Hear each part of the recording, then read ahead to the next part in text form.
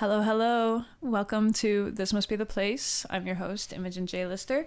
We are recording today in downtown Toronto. It's sunny, it's snowy, and today I am talking with a very talented musician, someone who I've had the honor to shoot for before and kind of talk about some collaborative projects before. So I'm super excited to pick at her mind, especially because we have a very overlapping music taste, which is really fun. I think we're going to get into it quite a bit. So today I'm talking to the talented MBG. Some of you may know her as Leena. And yeah, would you like to introduce yourself at all, Leena? Hey, how's it going? Yeah, how are you doing today? I'm doing pretty good, kind of getting over a cold, and I just told you earlier, and I'm on the second day of my period, so, we move. The worst day. The worst day. Always, yeah. The worst day, but it's fine. It's fine. We're making it through. I get it. I get it. Yeah, I like I was saying earlier, like last week it was so emotional, and it was... Yeah, may have been hormone related, but I found out afterwards, but we made it through. Exactly. Yeah. You work with a bunch of different artists, and that's like your main gig now. But also you've written your own stuff, and you have like such like a cool, like sort of indie pop, but a little bit like rock influence vibe to it. Is there anything else you would add to that as like an intro? Like, yeah, usually my main gig is I am a touring musician. I play with a bunch of local artists. The main two would be Ruby Waters. Shout out Ruby. She kind of does like alternative music kind of thing. And then Housewife, which is kind of falls under the realm of the music that I kind of do already, except she's 1,000 times more better. But yeah, and then when I'm not doing those two, I kind of just like work with anyone of any genre. Mm-hmm. And if I'm not doing that, I got my own stuff, which you're right about the indie rock, pop, punk thing. Mm-hmm. I'm still kind of figuring it out as we go. But that's the thing with me. It's like I just work with so many different musicians and so many different genres that I find myself kind of evolving as well. So, but yeah, for now it's kind of like indie rock, pop.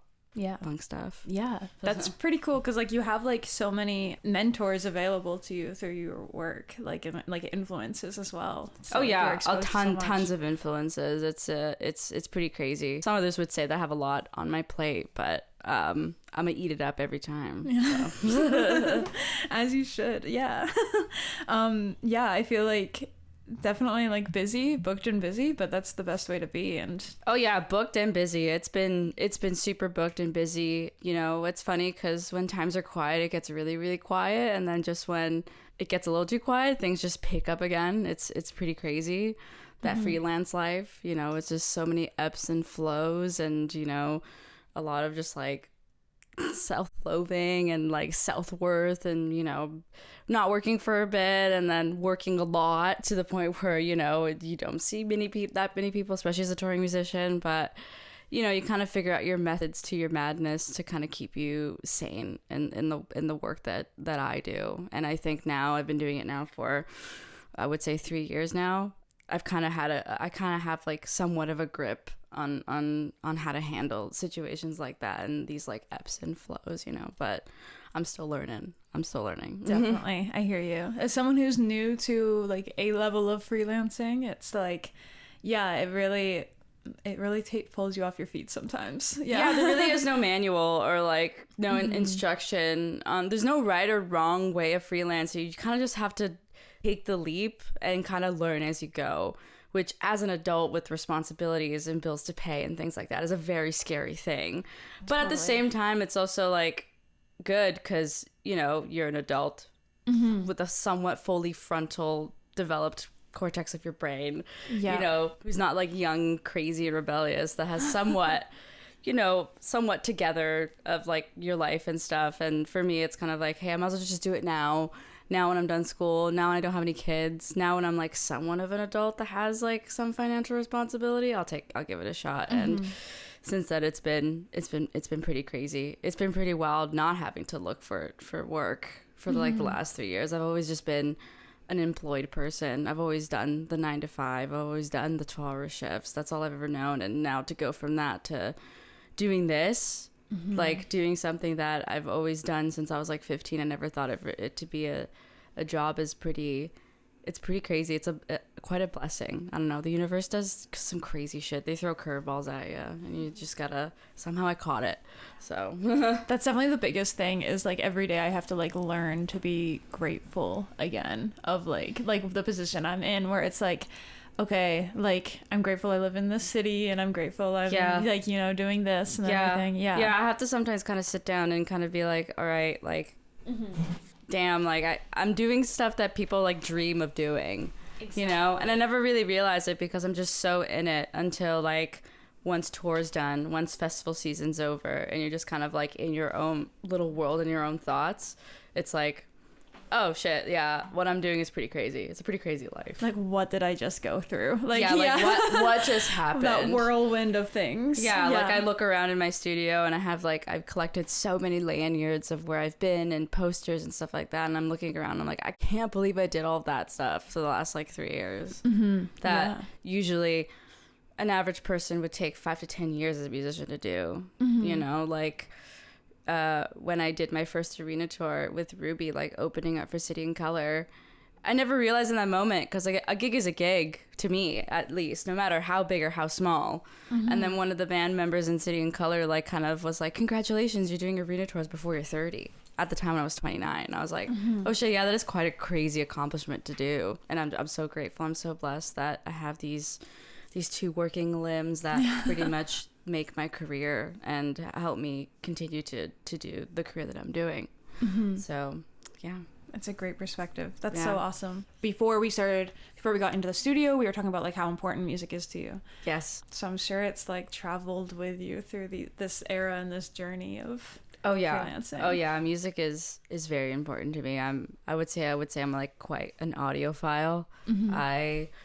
I know, I tend to listen to music a lot more differently than I guess the average person does. And like, music has always been such a timestamp in my life. When I listen to certain albums, when I listen to certain songs, it always just takes me back to that moment, you know, as a teenager. Like, you know, when I listen to Frank Ocean, I'm like back in high school. It's so weird. It's so crazy. Just how like when you smell certain things, that's so nostalgic and it takes you back. It's the same way when I listen to any sort of album, any sort of song or whatever. And it's a great feeling. I love that. Yeah. I love that. That's a perfect segue to listen to our first song. Number 1 Party Anthem by the Arctic Monkeys.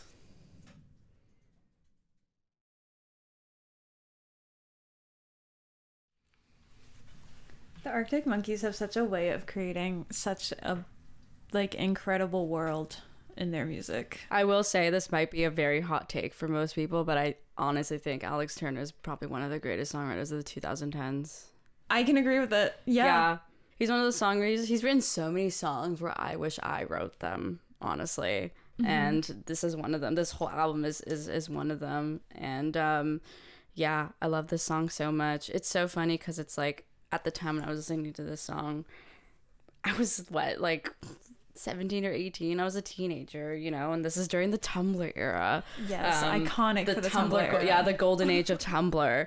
And like, you know, I'm in my own world and my little fantasy and being in love, and like it's just so like fantastical, and the way that he depicts it is like, it's so perfect. As someone who's never been in love at the time, I'm like, oh my god, like, God, this must feel like amazing to actually like be in love. And now, many years later, listen to this now, being in a relationship, being in a very loving relationship, I'm just like, oh my God, I get it.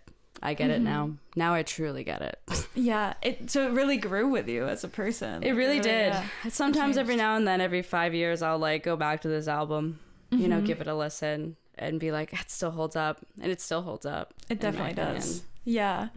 Yeah, the vibes are just too good. And I feel like something that they do really well, or Alex Turner does really well, is like use specifics in a way that like you can apply them to anything. And I know that's kind of like part of the talent of songwriting, but I think he does it so expertly, so masterfully. He's a very visual songwriter, you know, like even when his like very first album is kind of like him just kind of pointing at things and explaining things. And I feel like this album, as he's gotten older, is kind of like it's like more nuanced, but still very familiar. The things that he says, it's like, oh yeah, that's exactly like, he just depicts the feeling so well. I wish I wrote this song, honestly. Yeah. Do you find like, okay, you said like as you've fallen in love, the song's grown. So you still go back to these songs for that, like you used as sort of like a fantastical element, like a romanticization element. Do you find that you go back to these songs a lot? And, oh like, yeah, apply I them? love romanticizing. It just makes life so much fun. Like you ever like sit in a bus, like, you know, sit on the GO train and then listen to an album and you like look out the window and you're like, I'm literally living my life's character. a movie. My Yeah. life's a movie. I am the main character of this story. Yeah. Literally, I am the main character, and listening to this album feels like I am the main character. And yeah, I always go back to it. I feel like for me, it's like whenever I'm down in the dumps or I just need like that dopamine hit, I like pick a specific album, especially albums that I haven't heard in a long time. And I'm like, you know, you would hyperfixate on it for so long. And then, you know, you ever listen to like a new song on an album and you play it a million times and then you're kind of done. And then a year or two later, it pops up on your shuffle again in the many songs you've liked over the years. And you're like, oh my God, it's like falling in love again kind of thing. And I love that feeling. It's so, You're so right. good. Like it's incredible to like rediscover a song, especially like if you've actually given yourself that time to get over it. I don't usually give myself that time, but yeah, I'm someone who will just keep on listening to it over and over. Oh yeah, and over it ends again. up on my Spotify like top #1 play or whatever, and I'm like, damn, I've been playing this for like 10,000 hours. That's crazy. Crazy. Just become ingrained in me. It's been printed in me. There's a song that last September, my friend was checking this app that we have called like Airbuds, where you can like see what your friends are listening to, and he found that I had listened to a song 36 times in one day, and he was like, are you doing okay? And I was like, don't worry about it. That happens. It's the best feeling. I like Spotify, like I don't know what they put in their Discovery Weekly. They put like crack or something, because like somehow every time I go up to it, it's like it's always so good and always hits. And when I find the one song that I love in that Discovery playlist, I play it like 20 times, or like I'll play it one time and I'm like, one more time, and I'll like replay it again and play it. Yeah. Like literally like 4 or 5 times, and then I'm like, all right, cool, and then I play it again when I'm like doing the dishes or something. Yeah. I'm curious to go back a little bit about what we were talking about earlier with this song and like the memories that come with it and stuff, and like where do you think you were like personally at that time, the first time you heard it? So, and like how has it changed? Oh man, personally, like at the time I was, like I said, I was a very emotional teenager, and like, you know, the golden age of Tumblr, where like that was like the place to romanticize everything. Definitely. And when this album came out, it like completely shifted, you know, like it shifted like my world. And you know, at the time I was single. I'm quite a late bloomer in terms of just like relationships. Like I didn't have my first kiss till I was like 18, so like, you know, I didn't do anything until I was almost 20. So at the time when I was into this album, I was kind of very much just kind of like in my own little fantasy world, in my imaginary world, my escapism from the reality that was at the time. And at the time I was a pretty lonely person. You know, after I graduated, I didn't have that many friends. It was just kind of me and my instruments, you know, at the time when I was learning. So like this album, this song in general made me feel less lonely, as sad as that sounds. But like, yeah, but even now and then, now many years later, I'm 30. My life is so completely different than it was 15 years ago. You know, I'm in a relationship. It's now become a whole new perspective now. It's like happy. When I was dating my girlfriend Chloe, shout out Chloe, like the first 3 months of dating, I had my Spotify on shuffle in my room. We were like in my bedroom just kind of chilling, and then this song goes on and she was just like, oh, and I was like, oh, you like this song? She's like, yeah, it's so underrated out of this whole entire album. And like at the same time we said, oh my god, the bridge, and we were like, we looked at each other, we're like, oh my god, you fucking get it, like you totally understand like the bridge, you know, like the look of love, and then just like, oh my god, the she's with me kind of thing. And like now we're like over a year and a half being together, we're like, I get it, the she's with me, the look of love, the shutterbug, like taking photos of each other, like it's just like, Oh, it's just so romantic. Makes me feel sick, but it's like, yeah, it's great. I love that. That's like an incredible story of growth with love. Yeah. Is your girlfriend also a musician, or? She's a musician as well. She sings. She was in the Royal Conservatory for singing for like 10 years. And she did like musical theater. Now she is still in the music industry, but she like works like the music business side. So awesome. Like she does like content stuff for Canadian Country Music Awards. But yeah, she's also a musician. She writes as well, and she's an amazing singer. And yeah, I love her. It's funny how like sort of the universe puts people who kind of really get our vibe and our wavelength of like things like a song. Yeah, exactly. Like there was like one day where I was like stuck in her apartment and she was going through like her vinyl collection talking about it, and I was like, oh my god, like she talks about music the way like I talk about music, and it's great. I love it. That's so cool. Like really getting into like the depth, like the nitpicky of a song or an album. Yeah, that's the most. I love it. Yeah. Like analyzing every part of it. Yeah, analyzing the lyrics, just to production, like how it sounds. Definitely. What decision they're making when they're like producing this song, you know, it's just like, yeah, music is so beautiful.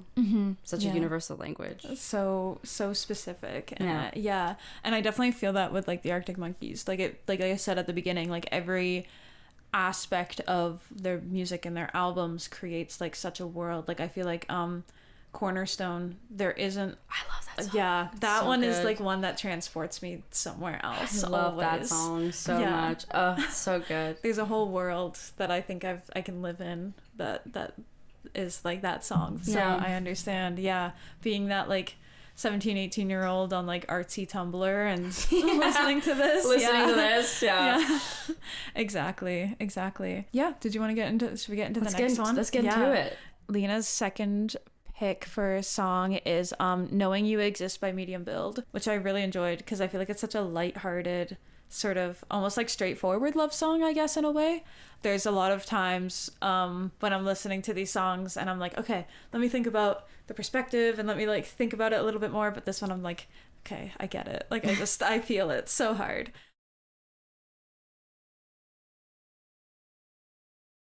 What a good song. Beautiful song. I also haven't listened to this song in a while, so. Oh my god.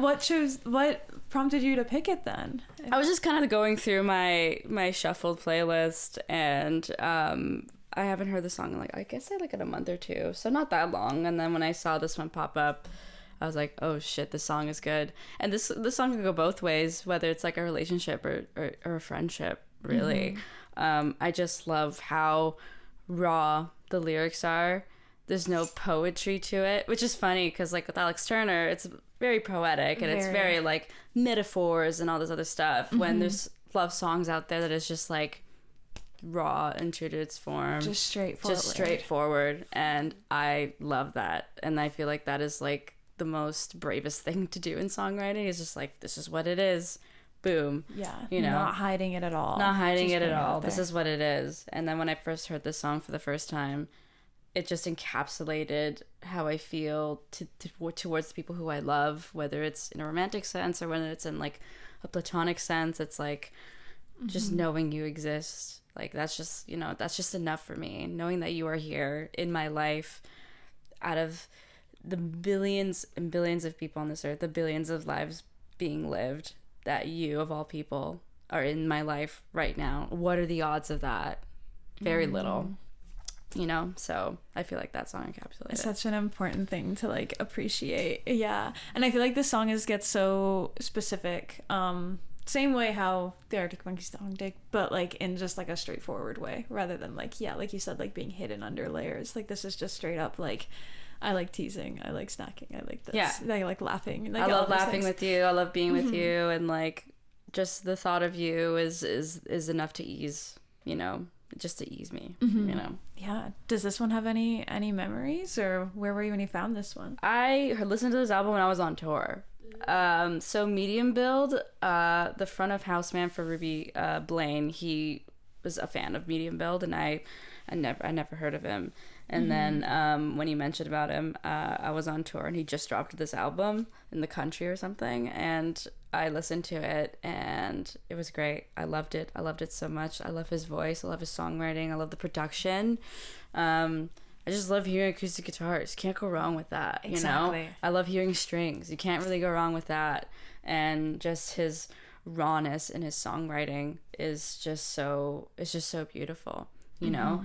As a songwriter myself, it's always so hard to kind of like write a song that is just that raw and just that true and very specific without sounding a little too crazy, you know. But he does it so well. And out of all the songs I listened to in this album, Knowing You Exist is definitely one of my favorites because it's just him and an acoustic guitar, and when the strings come in, it's just so beautiful. I love it. Very like stripped back, which is like so like clear to everything that we're saying, where it's like just so honest and genuine and open. Exactly. Yeah, exactly what it needs to be.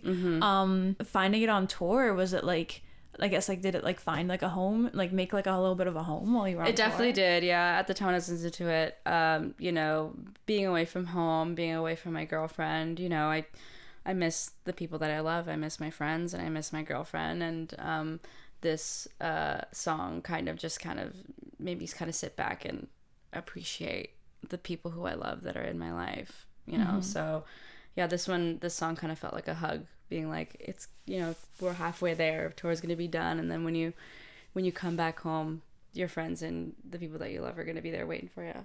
So it's a really good reminder. I have a playlist called I Love My Friends, and it's songs that remind me of my friends. And then I just that. If I'm feeling a little bit lonely, I can just listen to that. I'm like, okay, there's all these like memories associated with this. There's specific people, they all exist, they're there. That's what this song pretty much did for me. It kind of just opened up and a bunch of memories, and I'm just like, all right, cool.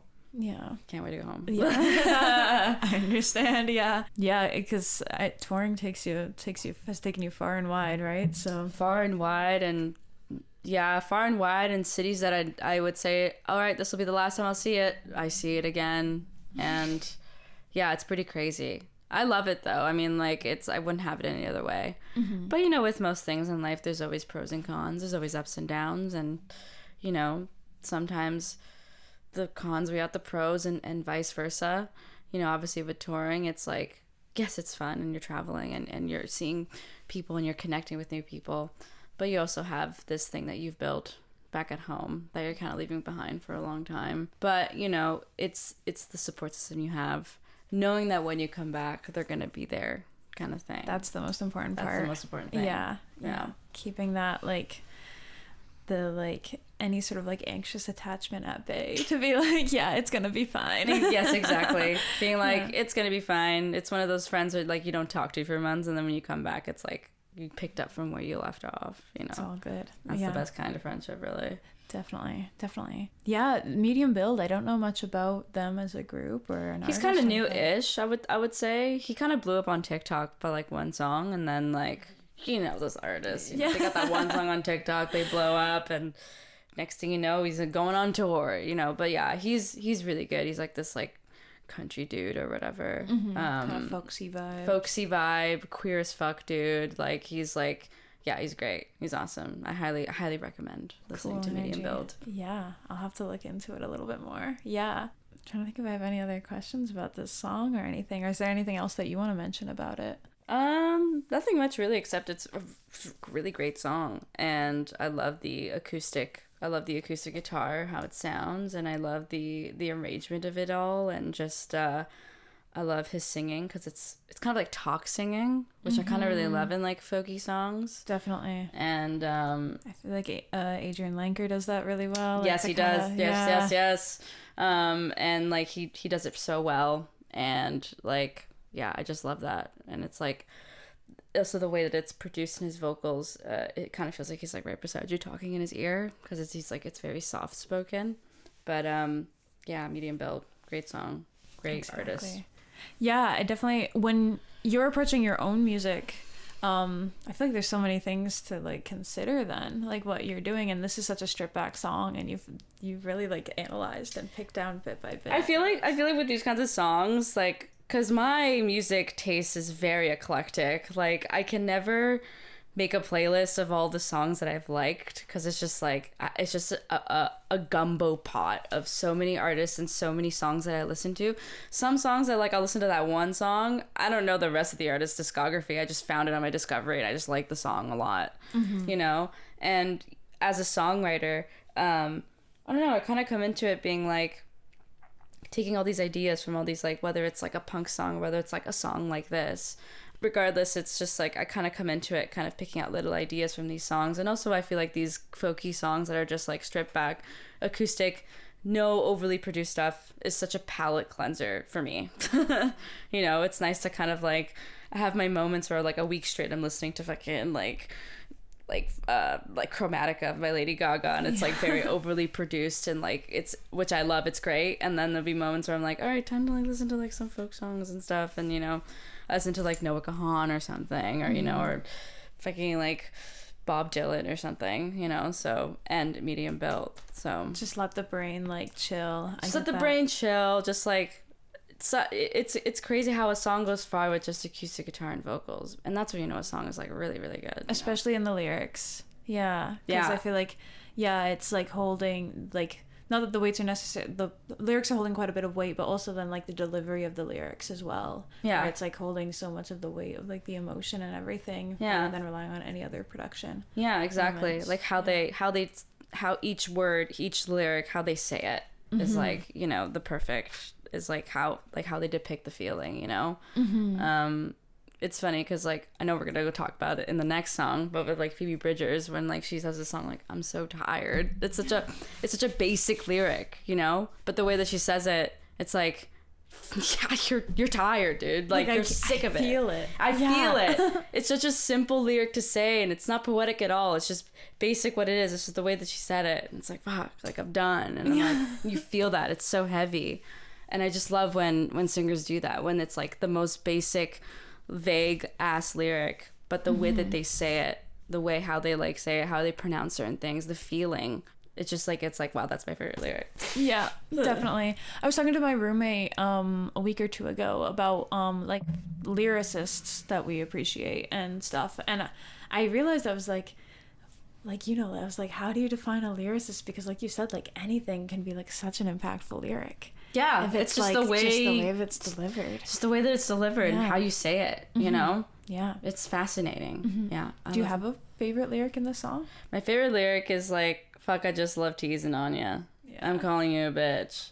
I also love the swearing in it. Because it's as raw as it gets. It's like, damn, like, fuck, I just love ya. You know? And you really feel it. It's so good. And of course, knowing you exist takes a load off me. Again, definitely. Very simple thing to say, you know? But just the way he delivered it, the chord progression, just the acoustic guitar, the way that he sings it, it just means something bigger. And that's why I love music so much, is when they take words, simple words, poetry that people talk about, a normal conversation, add melody to it, add production, and the way you sing it becomes something completely bigger or different, you know? It elevates it so much. Yeah. That's a huge part of why I have this passion towards love songs specifically, because I feel like it comes through so raw. It does. In the love songs. It does. More than anything else. In a lot of ways. Yeah. The repetition of like knowing you exist takes a load off me at the end. It was really what hit for me. I was like, that's really beautiful. Yeah. As well as the like, I like, was it crinkling your face or whatever it is, you know? Yeah, like the crinkling of your face. That's what it. Yeah, when you laugh.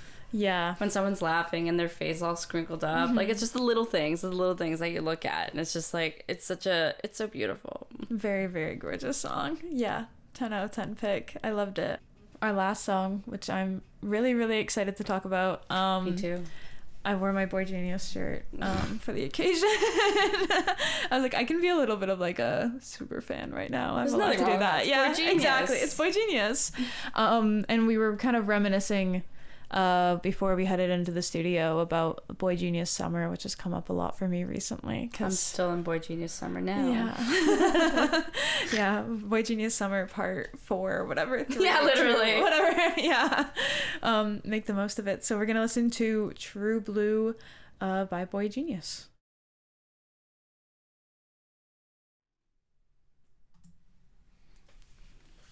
That song makes me so happy. It's so beautiful. The many times I've cried. Yeah. Listening to this song. Both happy and both, like, you know, moments when I'm down in the dumps. God, this song is so perfect.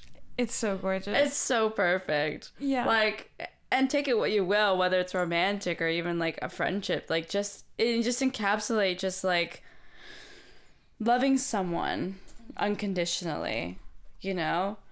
My favorite lyric is, I can't hide from you like I hide from myself. Totally. Are you kidding me? Totally. Are you kidding me? That's it. Read me to filth, dude. That's crazy. I just, like, the idea of being seen as an act of love is so important. And, like, they really get it in here. Oh my God. I don't know how they did it, but they did it. They did it so well. And what I really appreciate about these songs is, like, it's kind of like, until you hear them all together on the album, it's like they're all such beautiful, like, vignettes in themselves. But once you hear them all together, it's like, wow. Like, you're like, I get an entire relationship. I get an entire tableau of a person from, like, this album. Literally. Yeah. You just feel the love on this album. And, like, in each song in that album, you just get little parts of them. And then this moments when they're all together, it's like... I don't understand. I know. I'd like they are literally the big three, the holy trinity. I would say when it comes to like folk singer songwriting and just sad music, but also very like happy music. Like I don't know, man. This album really really went to the depths of my heart. Like holy crap! Like when this album came out, I was not expecting it to be like that. You know. Because, like, I listened to the boygenius, like, the very first one when they first got together, and it was good. It was great. It was awesome. But it's been a while since then. And when they dropped this record, I was like, oh, shit, this could be really, really good. But I did not expect it to be really, really fucking good. Yes. Like, really good. And just the way it encapsulates the friendship between three women is just so beautiful. You know? I just, like, it's... I don't know. I mean, like... With love songs, you know, you get your typical, like, man falling in love with a woman and talking about it and stuff. But I feel like with boygenius, it's, like, the love they share between the three of them as, like, friends. And it's just so beautiful. It's incredible. You know? Yeah. Like, I love the way Lucy... Obviously, she's talking about, you know, Julian here.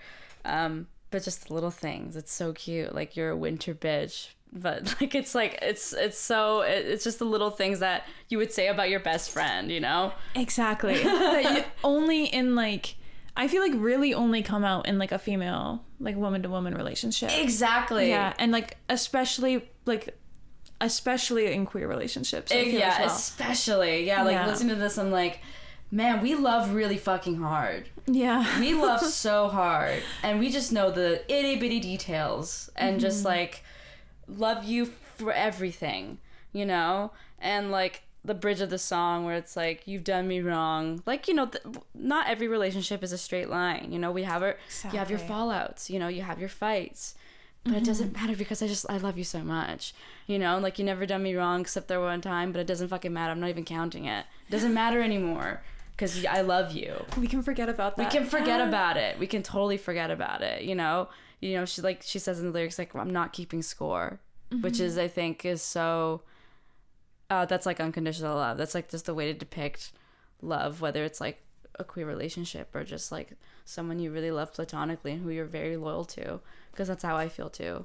Like, I'm not keeping score. Like, shit happens, fallouts happen, but it doesn't matter right now because we're okay right now.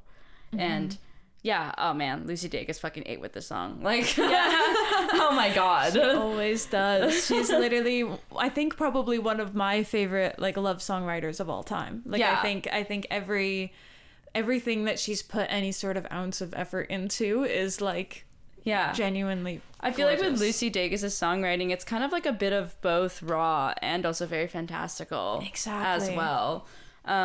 Yeah, the way that she writes, I love it because it's like, that is so real but like when she makes it fantastical, it's so good, you know. And what I love is that you don't always know what she's getting into. Yeah. Like you don't know what is a real moment and what is a little bit more of a metaphorical moment. Yes. And both of those things, like, because you don't know, it's fine. Like you just have to like let like the feelings of her voice like wash over you and let it be. Yeah, I feel like a like her song Night Shift is such a good fucking song, and I feel like that song is like raw but also very fantastical as well, where it's like there's like one lyric where she's like, you've got a 9 to 5, so I'll take the night shift. What? That's crazy. I know how that feels when you want to avoid someone, you know, like that you've at all costs, no matter what, you know, and like hoping that these like songs are just covers. The songs, oh man, like what? Like I know that feeling. Oh, I don't know how she was able to do it, but it was like, it's just so beautiful. Really, really yearning for that disconnect. Yes. More than anything else. Yeah. Like, you know what?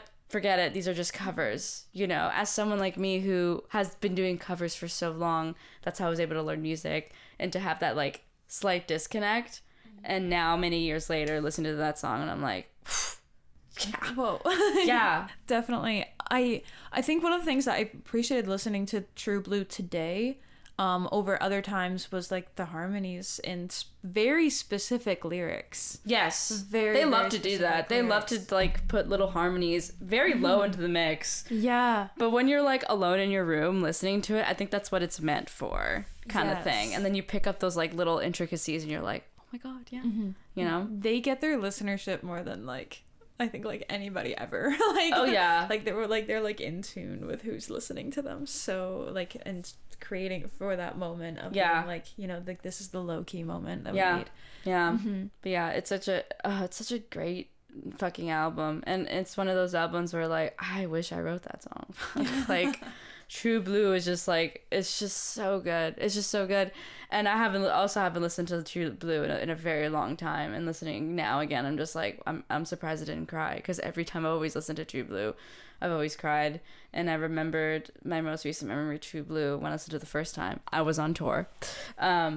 And at the time, I think the record came out for like a couple months, but I never really had the time to sit down and listen to it. At the time, I was touring with Ruby in Canada, and like I listened, True Blue came on, and this was at the time when we were driving through BC, and we saw like mountains and stuff like that. Just seeing that while True Blue is playing in the background, I'm in the back of the Sprinter van sobbing. Oh like it was like, man, I had like my noise canceling headphones on. It was just me, myself and I, and boygenius, and these mountains in that like almost 5 minutes of listening to True Blue.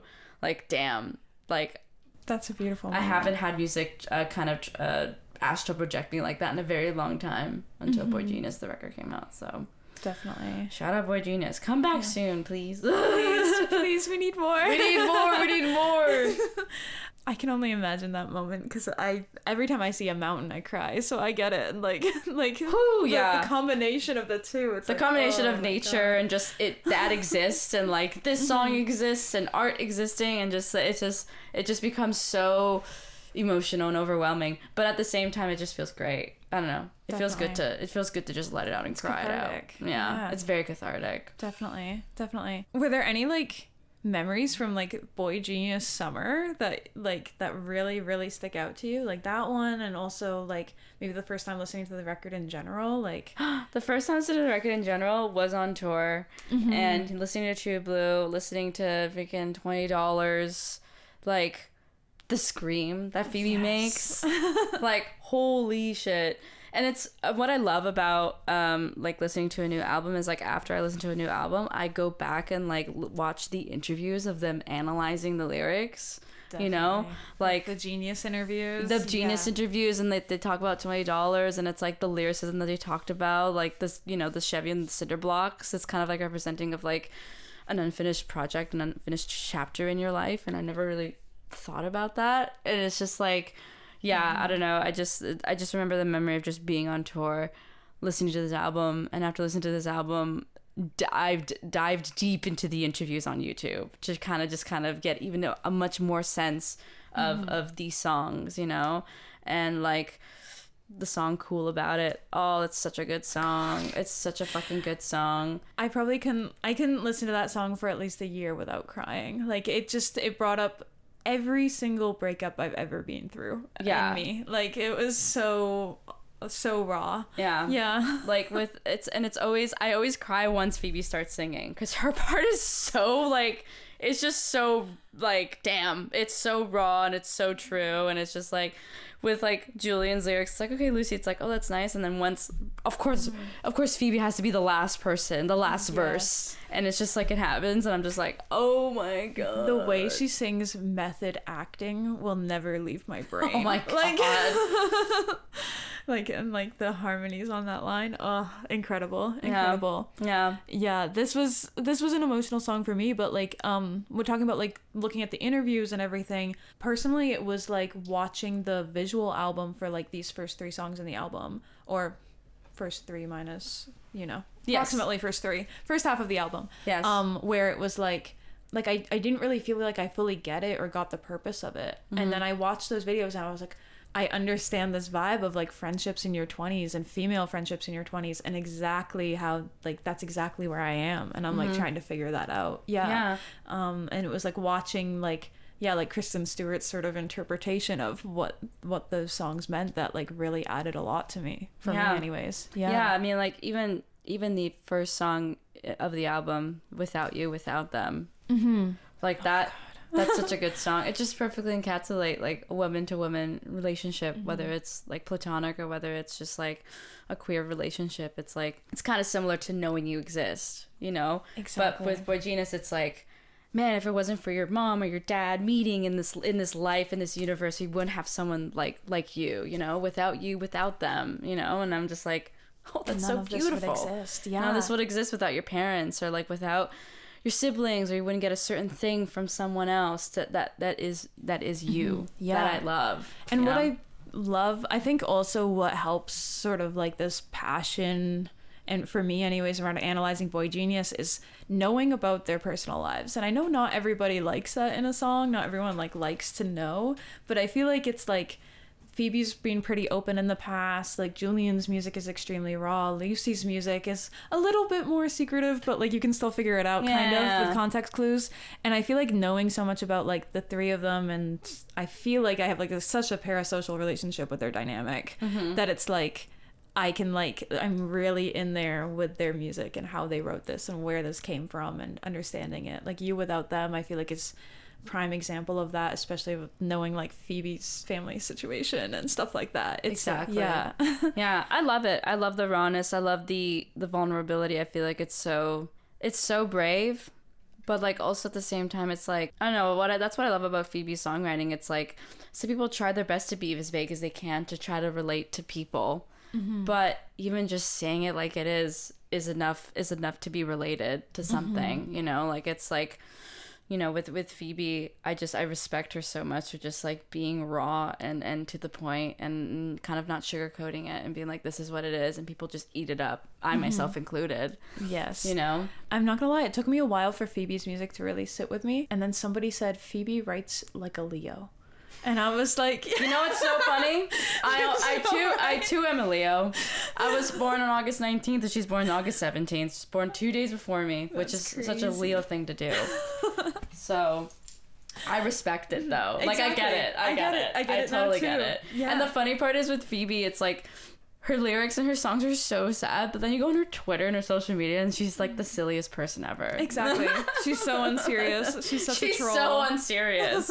It's so funny. She's like, all right, I'm gonna sing a song about going to a funeral. Like, yeah.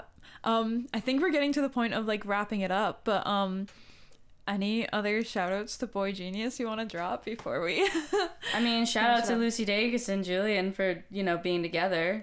Hopefully that album will eat next time you guys get together. Exactly. I wanted to buy this morning, actually they released new tickets for Lucy Dacus at Massey Hall, and I was like, I want to buy them, but I didn't. Oh no, I think my girlfriend might be going to them or something. I unfortunately will be on tour.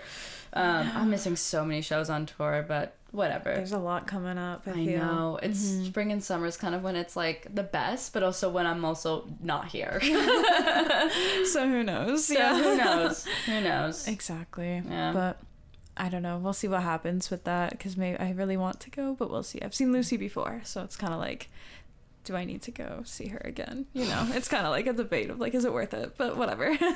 We'll see what happens. Thank you so much, Leena. This has been really, really fun. Thanks for having me. Of course. Oh my God, I love it. Of course. Yeah, I'm really glad we got into it. We got some personal memories there that were really great to talk about, as well as a little bit of a boy genius session, which I love. I love so much. So got to be a little bit of like a hyper fan on the podcast. You do. Yeah, do you have anything like coming up? You said tour. Yeah, in a couple weeks I'll be touring with Ruby. We're gonna be opening up for Shaky Graves. So we're hitting a little US tour for a couple weeks, and then the summer festivals, playing Osheaga, which is which is pretty exciting. And yeah, just I'm gonna be steady gigging. But yeah, Osheaga, Shaky Graves is a big one. A lot of summer festivals, Winnipeg Folk Fest, freaking Calgary Folk Fest, just a bunch of festivals. But so I'll be around all over Canada. So yeah. So I'm sure you guys will be able to find Leena somewhere, sometime. Thank you everyone for listening. Thanks again to Leena. Be sure to subscribe to This Must Be the Place wherever you find your podcasts. Leave a comment. Let me know who you'd want me to interview. I'm always looking for guest suggestions, and we love talking about love. We love talking about music. Be sure to stay up to date on the Instagram at This Must Be the Place Pod. You can find the playlists there. You can find the sign up for our newsletter. That's the best way to get all the music and all the episode information all in one little place. And you get all your updates there, all the little tidbits. Thank you, everyone. Lots of love. We'll chat soon. Thank you again, and bye. Bye.